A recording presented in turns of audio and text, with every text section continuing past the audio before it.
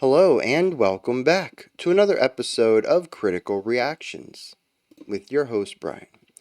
We're going to wrap up today with a special selection, which is where one of you tell me exactly what it is I need to check out. Today's selection comes at us from Simon.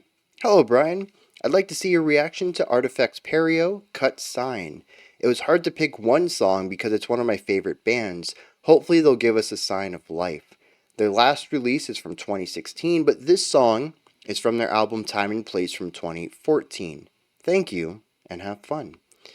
Alright, let's dive into this. We've had Artifex Pereo, I think, on the channel before. I don't know, the name seems familiar.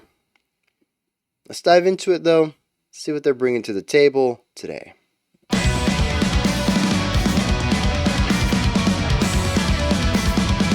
A very bouncy, energetic 4/4.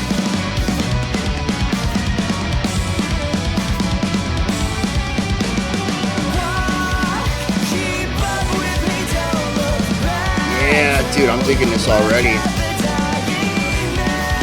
It's got a theatric post-hardcore vibe to it.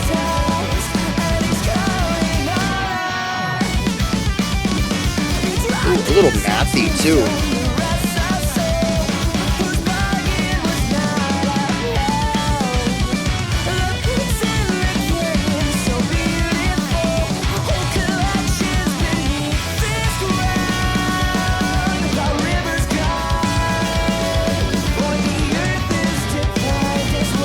Great bass and guitar riffs.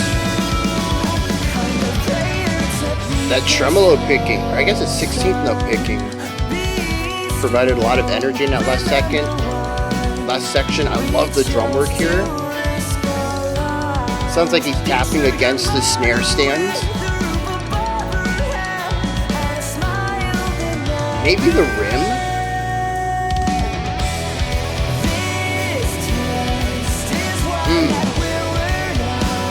So warm and comfortable.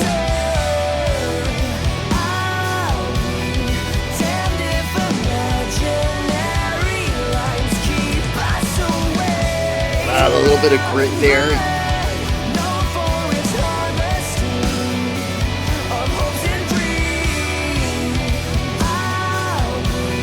Lots of cool movement between the three guitar parts here. The two electric and the bass.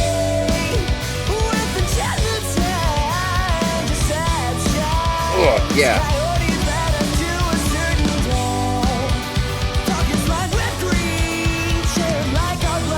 Very bouncy and syncopated.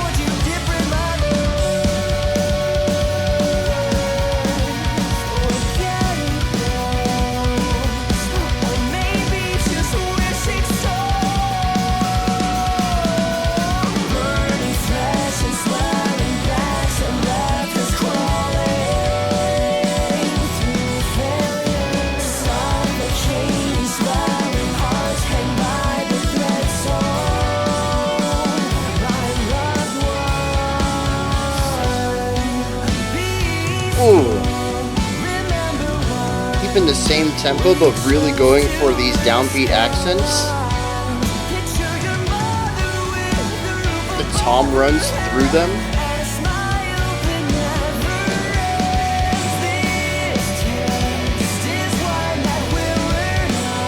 We still have that heavy downbeat accent, but we're building around it now.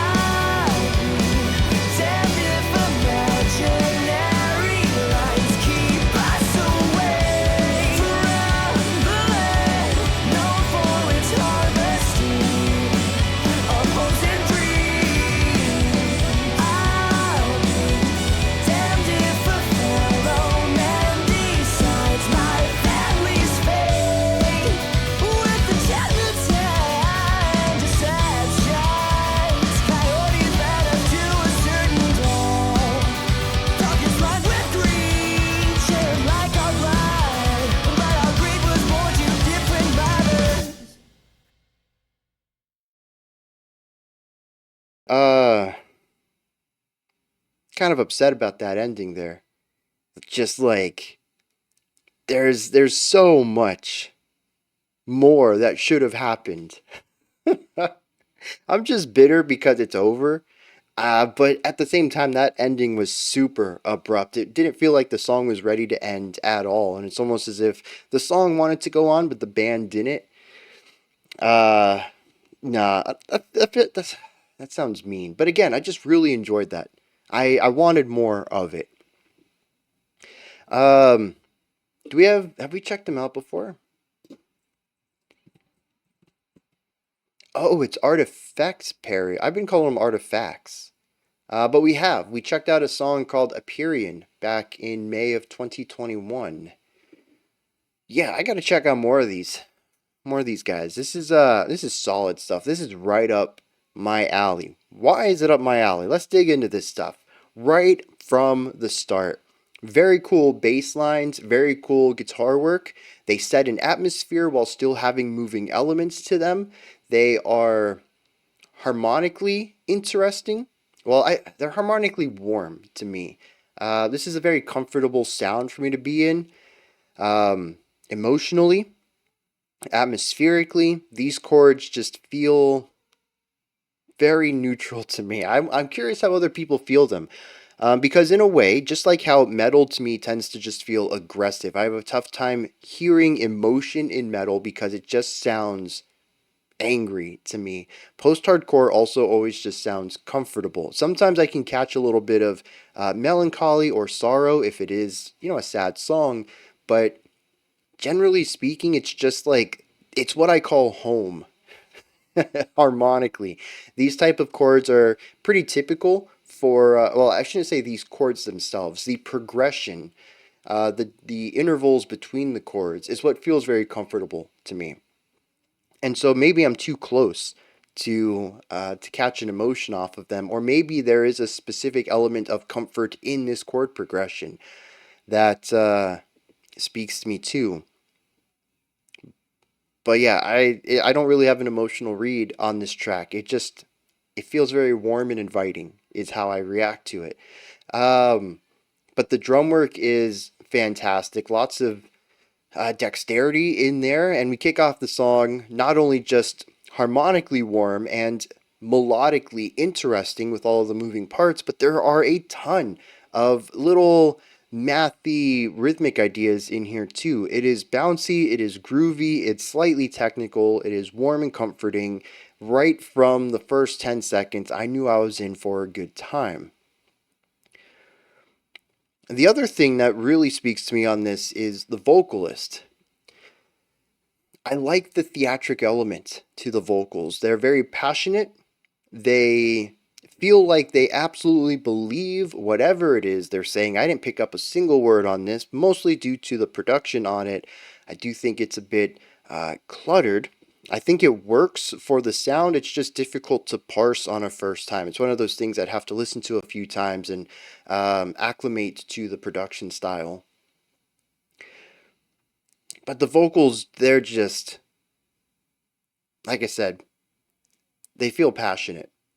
I believe whatever this guy's saying.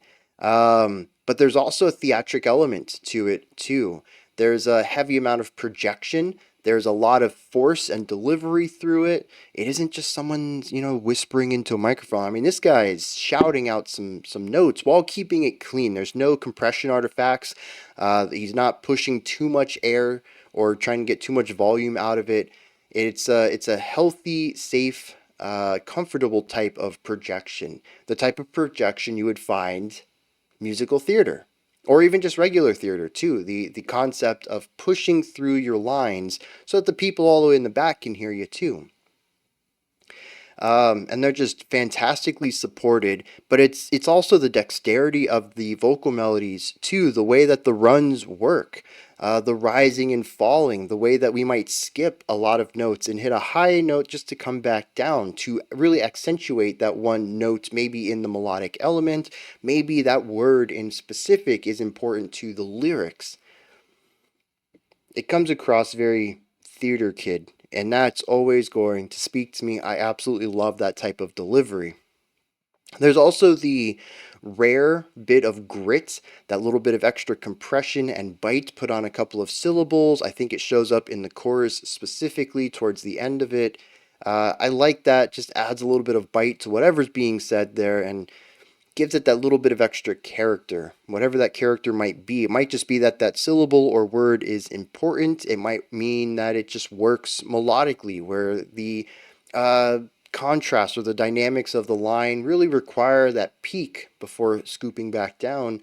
But it could also imply a little bit of bite, maybe some negativity, some anger, some jealousy, something like that on that word too. This is one of those cases where having the lyrics up would have helped understand the purpose of this. Regardless, I think it sounds great. There's also the element of pacing on this track that I really enjoy. We start out kind of high energy. We dip that down a little bit, going to primarily chords for the chorus. This kind of alternates the song for the verse and the chorus. High intensity, lots of moving ideas versus less moving ideas. It's not that we just go to chords and a vocal melody. We do have moving lines. As I mentioned, there is a cool bass line happening in the middle, and then we have two parts on the outside, one guitar on either, where we have a little bit of harmonic information coming through with some slightly moving riffs. And so there are moving parts here. We're just getting a lot of textural and harmonic components to it. The melody has kind of shifted from being all over the place to relegated just within the vocals. Then we have this rising, falling, and then we hit the bridge. And the bridge is this really cool escalation of intensity. We start off with basically four on the floor. We have an accent on every beat. And then we began to dance around that. We introduced a couple of ornamental ideas alongside it. We had the toms for a second that kind of gave us these eighth note runs against the quarter notes on the downbeats. And then we brought in some syncopation. And then that syncopation stopped being an ornamental idea and became a core element of the pulse. Now, granted, I think we still had a snare on every single beat, but the drum pattern itself was more complex, more layered, more intense. We were building off of that core idea. So we have a bit of growth there that takes us to the end of the song, and I think that's why it feels so abrupt. Harmonically, sure, we don't really have any elements of finality to the chord progression at that last moment. It wraps up the progression itself nice enough that it is an ending, but it doesn't have that final chord progression feel to it. It is simply just, we wrapped it up. We had tension and we kind of pulled that back a little bit, but we never really went home. But then beyond that, we were building up. We took all this time to grow. We didn't get to see where that went. And I think it leaves everything on a bit of a cliffhanger there. The musical narrative, sure, but also the chord progression. Everything there implies that there's more, and then the song just stops. The last thing I think I want to touch on before we hit lyrics is just general rhythmic mathiness. I think this is pretty cool. We kind of let go of it towards the end of the song as we were building up on these more simple patterns of eighth notes and 16th notes. But the beginning of the song is very mathy, and it makes me want to explore more of Artifex Pereo because it seems like because here's the thing, right? I like mathier, more complex rhythmic ideas. I love polyrhythms. I love polymeter. I love melodic drumming. Rhythmic stuff is so cool.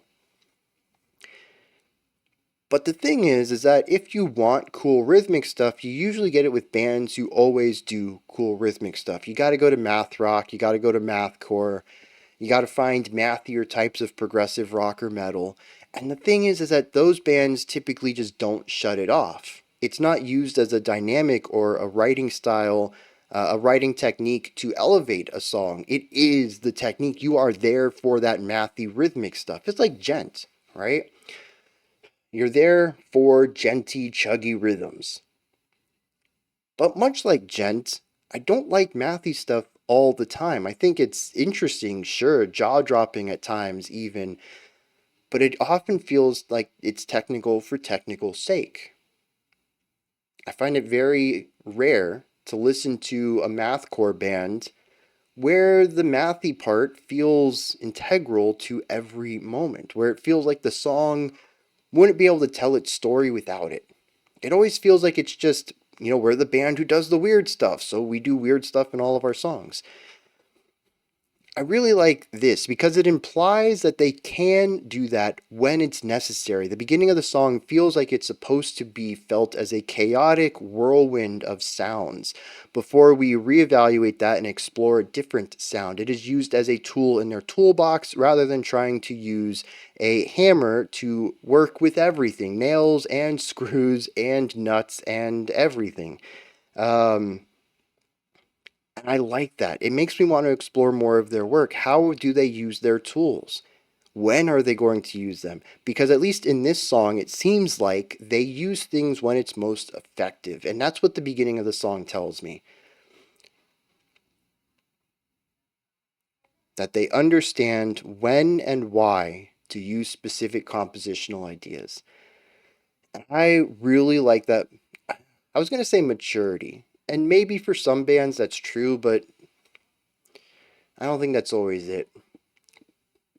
But I do feel like bands tend to lock themselves into a sound, and this feels like a band who writes music that suits the story they want to tell.